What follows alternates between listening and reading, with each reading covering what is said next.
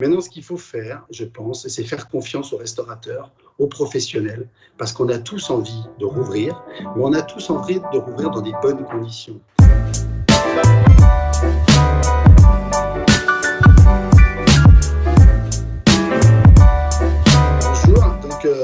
Le confinement, je l'ai organisé très simplement, puisqu'on a été obligé de fermer en 4 heures, ce qui a été quand même assez violent, cette décision le 14 mars de fermer, de nous annoncer à 20 heures qu'on devait fermer, et 4 heures après, nous avons fermé l'établissement, même si bien évidemment je comprends cette décision.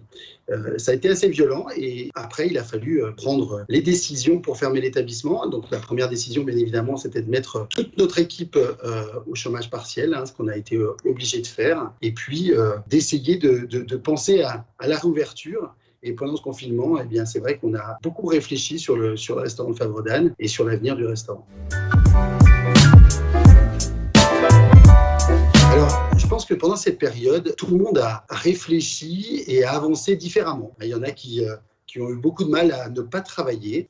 Il fallait qu'ils soient actifs. J'ai des collègues, notamment un collègue sur la région lilloise, qui lui n'a pas pu s'empêcher de ne pas travailler. Donc il a fait beaucoup de ventes à emporter. Il a créé un concept de bocal à emporter. Il a fait énormément de choses et il a remis quasiment toute son équipe. Il y en a d'autres dont je fais partie. On a fait quelques repas, notamment pour le CHU, parce que je pense que c'était une bonne chose aussi d'être solidaire des infirmiers, du personnel soignant du CHU. Donc pendant la période vraiment de crise, on a fait quelques repas pour le CHU. Et puis cette période, elle doit nous inciter à réfléchir quand même sur l'avenir, même si malheureusement, peut-être que ça ne changera pas tout, mais je pense qu'individuellement, il faut réfléchir à ce qu'on peut changer. En tous les cas, dans notre entreprise, pour faire avancer la machine dans un bon sens. Alors, je ne sais pas si j'ai des conseils à donner, mais ce que je pense, c'est que le restaurant, c'est un lieu de partage, un lieu de convivialité. J'espère que ça va le rester encore très longtemps.